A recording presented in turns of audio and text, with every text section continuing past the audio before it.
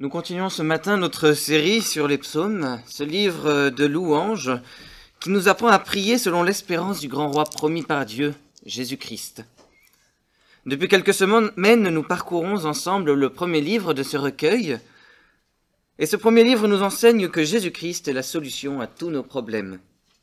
Donc nous avons appris que le Seigneur nous sauve devant la mort, psaume 3, qu'il nous repose face à la détresse, psaume 4, qu'il nous défend contre les fausses accusations, psaume 5, et qu'il nous fait grâce dans la maladie, psaume 6. Et aujourd'hui, nous allons découvrir dans le psaume 7 que le Seigneur est notre refuge dans la persécution. Je vous propose tout de suite de lire le psaume 7. Complainte de David, chantée à l'Éternel au sujet de Couche, le Benjaminite. Éternel mon Dieu, je cherche en toi mon refuge. Sauve-moi de tous mes persécuteurs et délivre-moi, sinon ils vont me déchirer comme un lion, ils vont me dévorer sans personne pour me délivrer. Éternel mon Dieu, si j'ai fait cela, si mes mains ont commis l'injustice, si j'ai rendu le mal à celui qui était en paix avec moi, si j'ai dépouillé celui qui s'opposait à moi sans raison, que l'ennemi me poursuive et m'atteigne, qu'il me terrasse et traîne ma gloire dans la poussière. Pause. Lève-toi, Éternel, dans ta colère, dresse-toi contre la fureur de mes adversaires. Réveille-toi pour me secourir, toi qui établis le droit. Que l'assemblée des peuples vienne t'entourer, reviens dominer sur elle dans les hauteurs. L'Éternel exerce son jugement sur les peuples. Juge-moi, Éternel, conformément à ma justice et à mon intégrité. Mets un terme aux méfaits des méchants et affermis le juste, toi qui examines les cœurs et les reins, Dieu juste. Mon bouclier est auprès de Dieu. Il sauve ceux dont le cœur est droit. Dieu est un juste juge, un Dieu qui fait chaque jour sentir sa colère. Si le méchant ne revient pas à lui, il aiguise son épée, il bande son arc et il vise. Il dirige sur lui des traits meurtriers, il rend ses flèches brûlantes. Le méchant prépare le mal, il conçoit la misère et il accouche de la fausseté. Il ouvre une fosse, il la creuse, mais il tombe dans le trou qu'il a fait. Sa misère retombe sur sa tête et sa violence descend sur son front. Je louerai l'Éternel à cause de sa justice, je chanterai le nom de l'Éternel, le Très-Haut. Prions ensemble le Seigneur.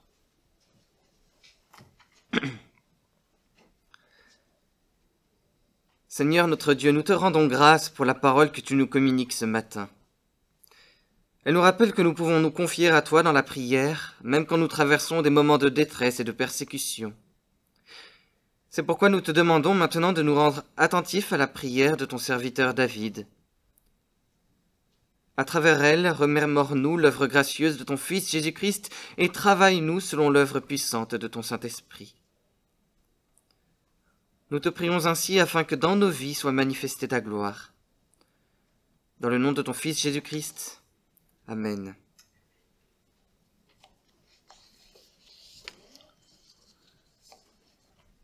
Frères et sœurs, le Seigneur Jésus-Christ l'avait promis dans les évangiles, la persécution est le lot de nombreux chrétiens dans le monde. Je vous parlais l'autre jour de l'organisation évangélique Portes Ouvertes qui soutient les chrétiens persécutés. Dans sa lettre de nouvelles publiée le 18 septembre 2020, elle rapporte l'histoire d'Anouar. Anouar est un Syrien d'une vingtaine d'années. Son père est le chef d'une communauté alawite très religieuse. L'alaouisme est une religion considérée par certains musulmans, mais qui n'est pas reconnue par tous. Déçu de ne pas être initié au secret de cette religion, puis profondément brisé par la guerre, Anouar s'est trouvé anéanti et il cherchait à en finir avec la vie. C'est alors qu'une jeune chrétienne lui a parlé de Jésus. D'abord très sceptique, Anouar s'est laissé transformer par le merveilleux message de l'Évangile et il a peu à peu retrouvé la joie de vivre. Malheureusement, quand ses proches ont appris qu'il allait à l'église, ils ont cherché à le faire mourir. Anouar a été chassé loin de sa famille et de sa communauté. Comme Anouar, nous pouvons nous aussi être victimes d'intimidation et de persécution. Certes, aujourd'hui, au Québec, c'est dans une moindre mesure. Mais l'intimidation est bien là. Lorsque nous défendons une position biblique, en particulier sur les sujets éthiques, on cherche à nous faire taire. On cherche à faire taire la vérité dans ce monde de mensonges, la vérité du Dieu créateur, du Dieu véritable. Oui, même aujourd'hui, même au Québec, la persécution, l'intimidation est une réalité. Alors dans la persécution, où chercher refuge? David nous apprend à chercher refuge en l'Éternel. À cause de sa justice, il sauve ceux dont le cœur est droit. Le psaume 7 se divise en 4 parties principales. Dans un premier temps, nous verrons que David se confie dans la justice de l'Éternel. Dans un deuxième temps, nous verrons que David supplie l'Éternel de juger avec justice. Dans un troisième temps, nous découvrirons que David assure que l'Éternel juge avec justice. Dans un quatrième temps, nous comprendrons que David loue l'Éternel pour sa justice. Dans un premier temps, des versets 2 à 6, David se confie dans la justice de l'Éternel. Et plus exactement, David cherche refuge dans le Dieu de l'Alliance.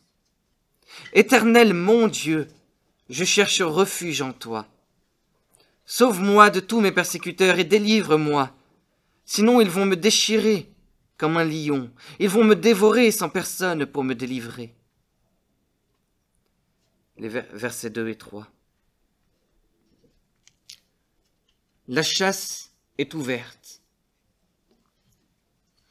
David est pourchassé, il est poursuivi, telle une gazelle, derrière un lion. Couche et sa troupe de persécuteurs poursuivent David. Ils cherchent à le dévorer, à le faire mourir.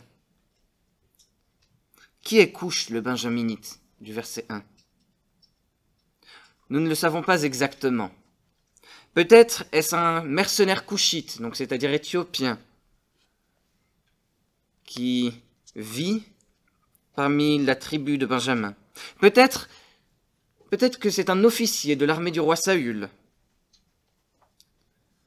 Ou bien peut-être que ce nom aussi désigne Saül lui-même, fils de Kish, de la tribu de Benjamin. Nous ne savons pas qui exactement est Couche.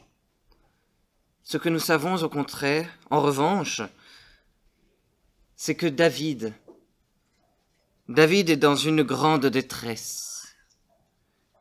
Et David crie à l'Éternel, parce que personne ne peut le délivrer de la chasse, de la poursuite de ses ennemis. Personne ne peut le délivrer de la mort, si ce n'est l'Éternel. Oui, David crie à l'Éternel, « Sauve-moi ! Sauve-moi ! » David peut crier à l'Éternel parce que l'Éternel est le Dieu de l'Alliance. L'Éternel est son Dieu. Et que l'Éternel avait promis à son peuple en Deutéronome, chapitre 3, verset 27, chapitre 33, verset 27, « Le Dieu d'éternité est un refuge, sous ses bras éternels est un abri. Devant toi il a chassé l'ennemi, et il a dit, extermine-le. »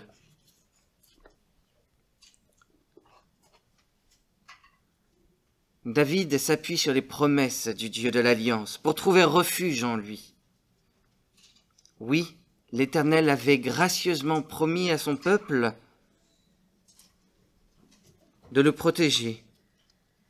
Et David fait partie de ce peuple. David peut donc chercher refuge dans le Dieu de l'Alliance.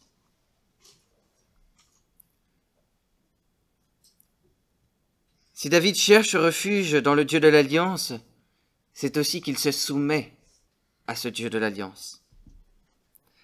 Éternel mon Dieu, si j'ai fait cela, si mes mains ont commis l'injustice, si j'ai rendu le mal à celui qui était en paix avec moi, si j'ai dépouillé celui qui s'opposait à moi sans raison, que l'ennemi me poursuive et m'atteigne, qu'il me terrasse et traîne ma gloire dans la poussière. Versets 4 à 6.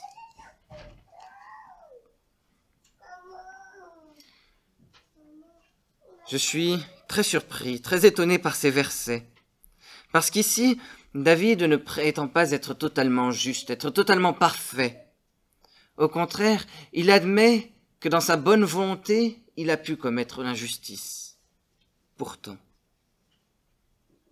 si j'ai fait cela, si j'ai fait ce dont mes persécuteurs m'accusent,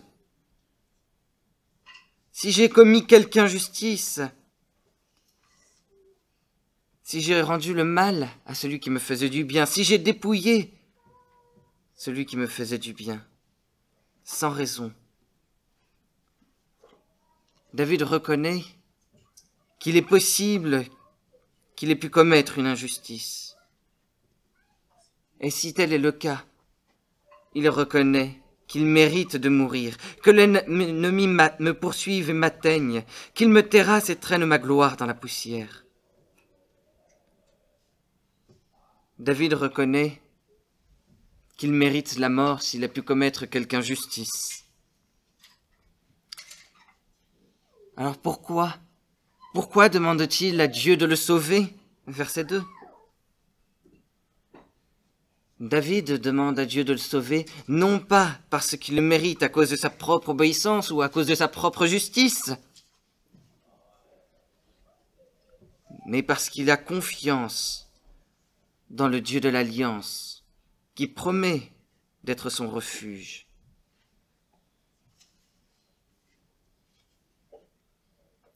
Plusieurs années, plusieurs siècles après Jésus-Christ, le descendant royal de David, a lui-même vécu la persécution et lui-même a cherché refuge en l'Éternel, comme nous le lisons par exemple dans l'Évangile selon Matthieu au chapitre 26. Dans le jardin de Gethsémanée, lui-même a prié le Seigneur, l'Éternel.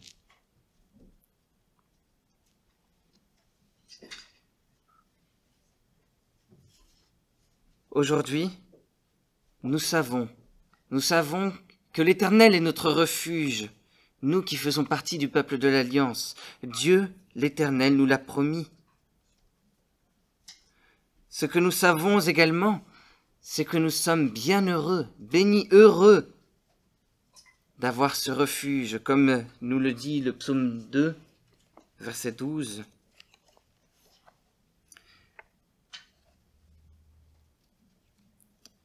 Heureux tous ceux qui se confient en lui, tous ceux qui trouvent leur refuge en lui.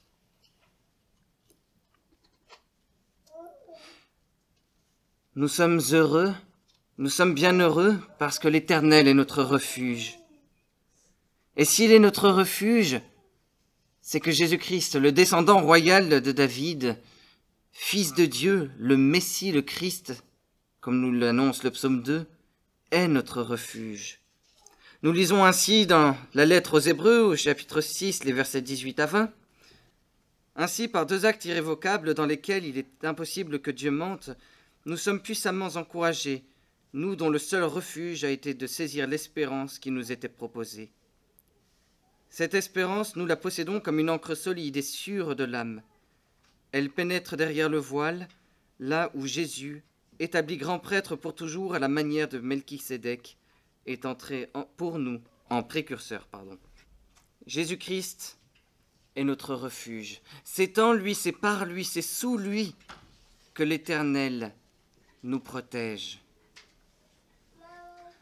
C'est pourquoi nous pouvons désormais chercher refuge dans le Dieu de l'Alliance et nous soumettre à sa justice avec confiance.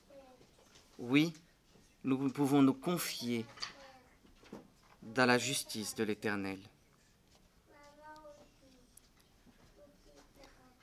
Dans un premier temps, au verset 2 à 6, David se confiait dans la justice de l'Éternel. Dans un deuxième temps, des versets 7 à 10, David supplie l'Éternel de juger avec justice. Et d'abord, David supplie Dieu de paraître pour le jugement. Versets 7 et 8. « Lève-toi, Éternel, dans ta colère, dresse-toi contre la fureur de mes adversaires. Réveille-toi pour me secourir, toi qui établis le droit. Que l'assemblée des peuples vienne t'entourer. Reviens dominer sur elle dans les hauteurs. » David vient de se confier dans la justice de l'Éternel. Il supplie maintenant l'Éternel de juger avec justice et de paraître pour le jugement. « Lève-toi, Éternel, dresse-toi, réveille-toi, reviens dominer. » David implore l'Éternel de se manifester pour la justice. Il l'implore de se manifester dans sa colère, contre la fureur de ses adversaires.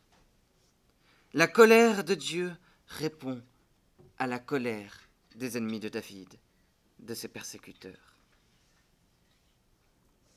Et David ne demande pas un petit jugement, au contraire, il demande un jugement visible de tous. Que l'assemblée des peuples vienne t'entourer. Oui, que tous les peuples viennent voir ton jugement et viennent voir ta justice. Seigneur, lève-toi et que tous les peuples contemplent ton jugement sur mes adversaires. Telle est la prière de David.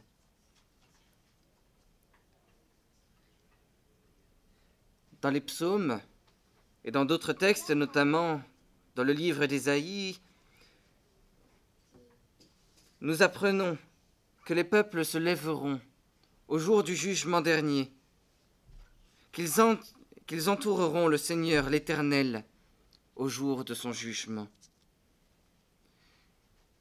et que tous les ennemis, tous les persécuteurs seront jugés pour leurs crimes. Oui, David supplie Dieu de paraître pour le jugement, et ce jugement viendra. Mais David supplie ainsi Dieu d'exercer son jugement, pas seulement de paraître pour le jugement, mais également d'exercer ce jugement. L'Éternel exerce son jugement sur les peuples. Juge-moi, Éternel, conformément à ma justice et à mon intégrité. Mets un terme aux méfaits des méchants et affermis le juste, toi qui examines les cœurs et les reins, Dieu juste. Maintenant que David a supplié l'Éternel de paraître pour le jugement, maintenant que les peuples entourent l'Éternel pour le jugement, voilà que l'Éternel exerce son jugement sur les peuples. Juge-moi, Éternel, conformément à ma justice et à mon intégrité. Quelle drôle de parole, alors que nous venons de lire quelques versets plus tôt, que David reconnaît qu'il a pu commettre une injustice. En réalité, il ne s'agit pas ici de la justice de David, de la sienne propre,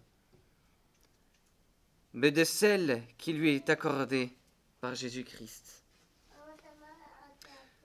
Nous lisons ainsi en 1 Corinthiens, chapitre 1, le verset 30.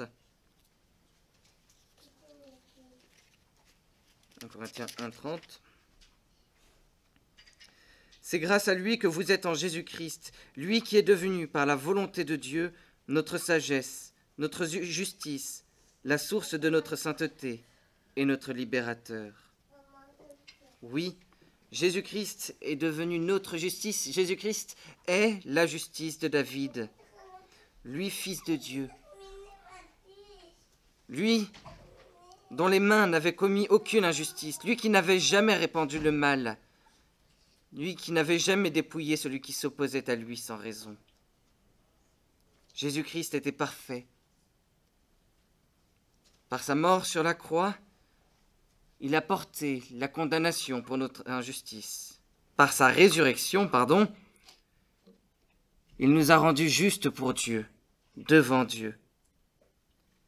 Et par son ascension à la droite du Père, il prie désormais le Père pour notre justice. Oui, David ici demande à Dieu de le juger, mais non selon sa justice propre, selon la justice du Fils de Dieu, Jésus-Christ.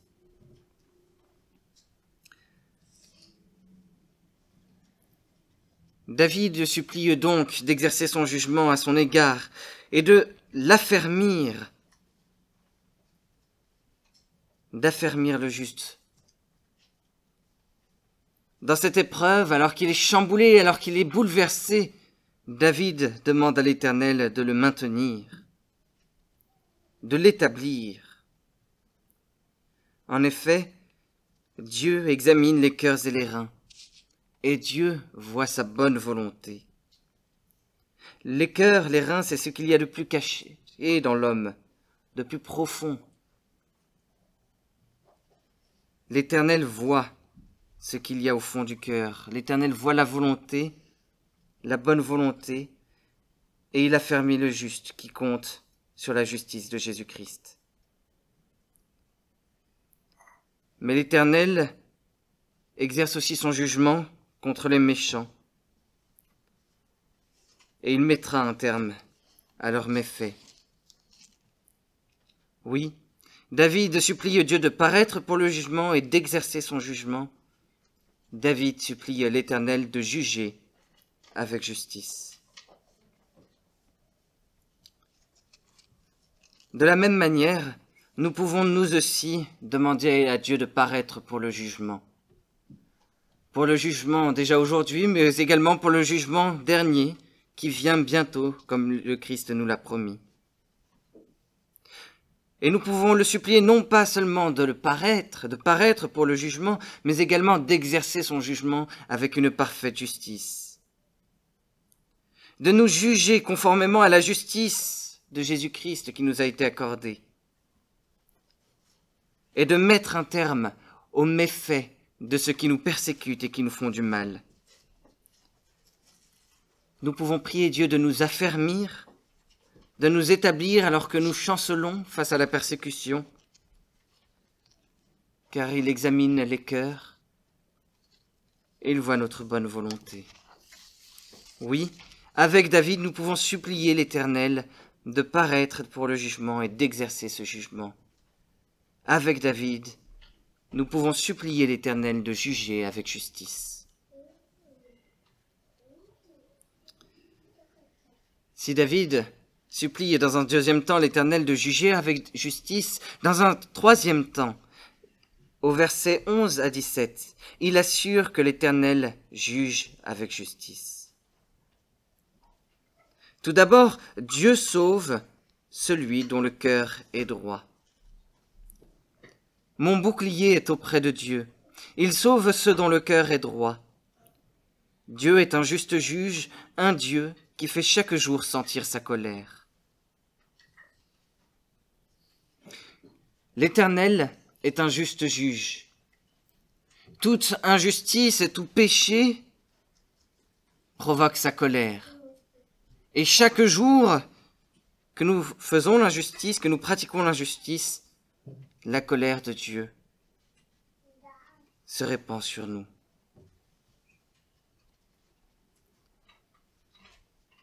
Mais Dieu nous l'a promis, il est également notre refuge.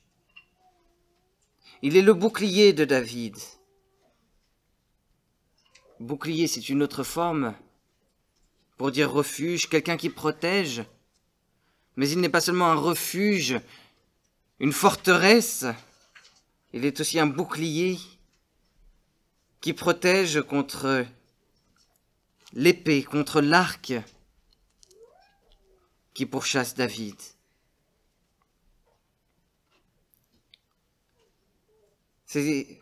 L'Éternel est le bouclier de David, il le sauve par Jésus-Christ, son descendant royal. Il le sauve parce que son cœur est droit, parce qu'il cherche à faire la justice, à faire le bien.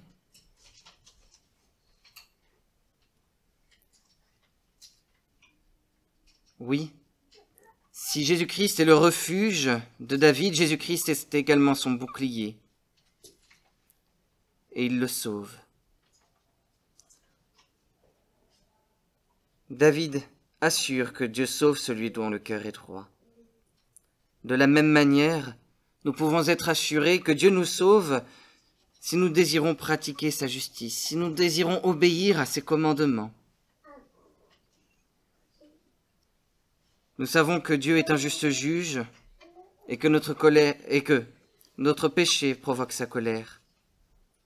Mais dans sa grâce et conformément à ses gracieuses promesses d'alliance,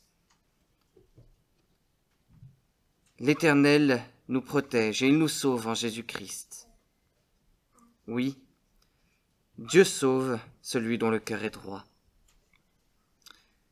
Mais si Dieu sauve celui dont le cœur est droit, il condamne aussi les méchants. Si le méchant ne revient pas à lui, il aiguise son épée, il bande son arc et il vise. Il dirige sur lui des traits meurtriers, il rend ses flèches brûlantes. Le méchant prépare le mal, il conçoit la misère et il accouche de la fausseté. Il ouvre une fosse, il la creuse, mais il tombe dans le trou qu'il a fait. Sa misère retombe sur sa tête et sa violence descend sur son front. Versets 13 à 17. Dans les textes hébreux, nous ne savons pas si le sujet du verset 13 est réellement les méchants. Est-ce les méchants qui aiguisent leur épée? Est-ce le méchant qui aiguise son épée ou bien est-ce l'Éternel? Nous n'en avons pas la précision. Mais quand nous regardons au contexte de l'ensemble de ce psaume, David qui est pourchassé par des ennemis, comme une gazelle par des lions, nous comprenons que cette épée, que cet arc sont celui du méchant. Le méchant prépare un piège pour David.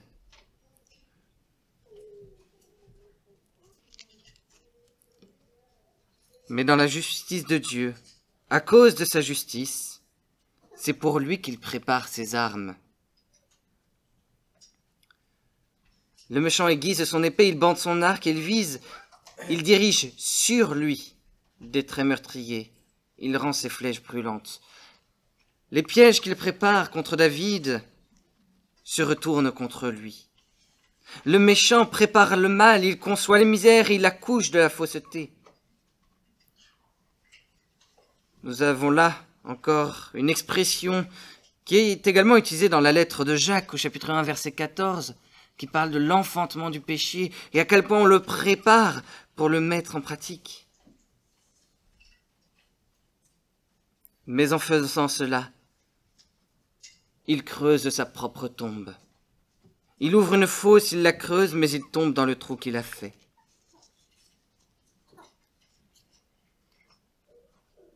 Le mal prévu par le persécuteur se retourne contre lui. Et c'est ainsi que sa misère retombe sur sa tête et sa violence redescend sur son front.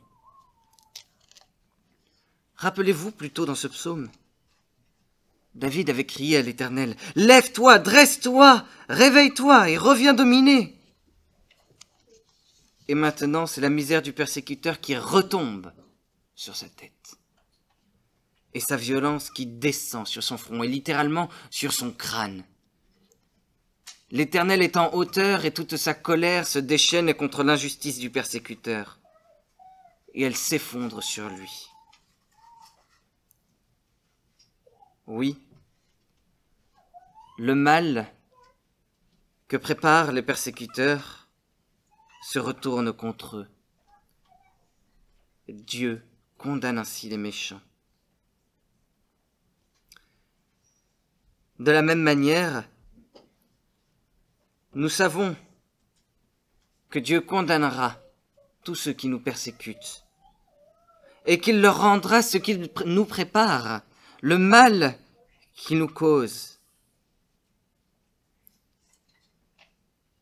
Peut-être sera-ce déjà dans ce monde, peut-être sera-ce dans le monde nouveau qui nous est préparé au jour du jugement. Mais nous savons que les méchants recevront le mal qu'il nous prépare. Avec David, nous pouvons donc assurer que l'Éternel Dieu juge avec justice. Il sauve celui dont le cœur est droit et il condamne les méchants. C'est pourquoi, dans un 4e temps, au verset 18, David loue l'Éternel pour sa justice. Je louerai l'Éternel à cause de sa justice. Je chanterai le nom de l'Éternel, le Très-Haut.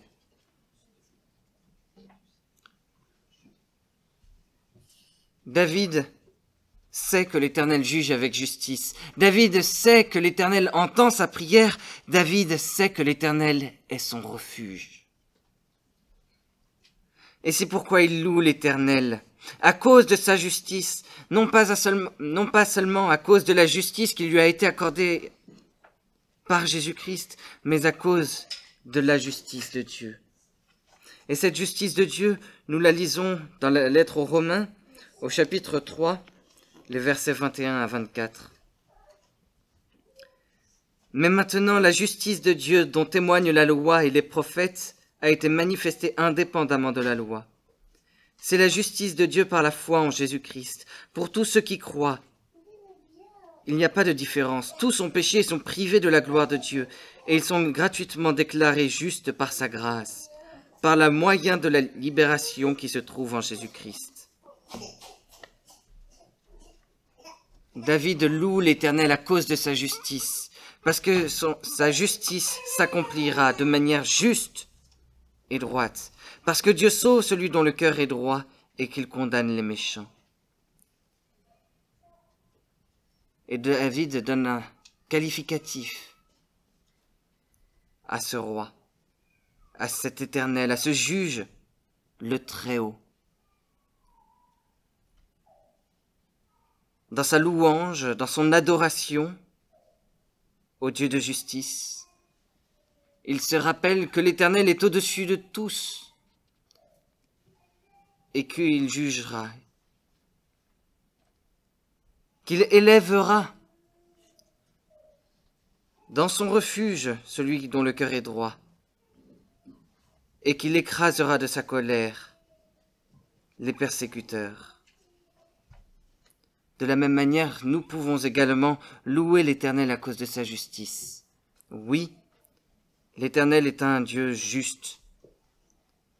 Il nous sauve à cause de ses promesses d'alliance et il condamne les méchants. Nous pouvons donc le louer et l'adorer avec une grande joie.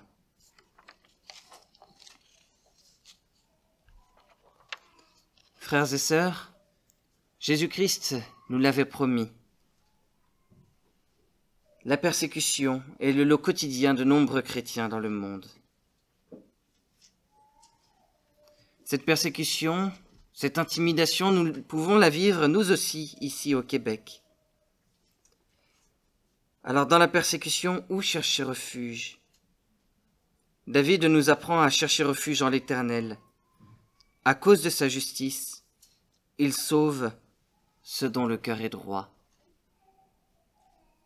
C'est pourquoi nous pouvons désormais louer le Seigneur, même sous la persécution, même dans la détresse, avec beaucoup de joie et de reconnaissance. Nous prions ensemble.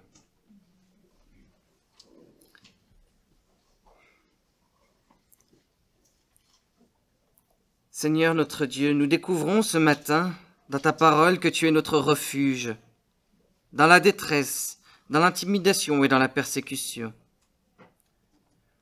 Nous apprenons que tu es notre refuge comme tu nous l'as promis dans tes promesses d'alliance, dans ta grâce. Nous apprenons que Jésus-Christ est notre refuge. Et c'est pourquoi nous te louons pour ta justice. Oui, tu ne regardes pas à nos fautes, mais tu nous pardonnes en Christ. Merci parce que tu nous accordes sa justice et que désormais tu nous juges avec bonté, tu nous sauves face à la persécution. Merci parce que tu retournes le mal de nos persécuteurs contre eux. Oui, Seigneur, notre gratitude est grande de savoir qu'un jour, tous nos ennemis seront vaincus et jugés, et que nous serons totalement délivrés du mal pour la vie éternelle avec toi. Oui, Seigneur, entends nos cris de reconnaissance et notre profonde joie. En Jésus-Christ. Amen.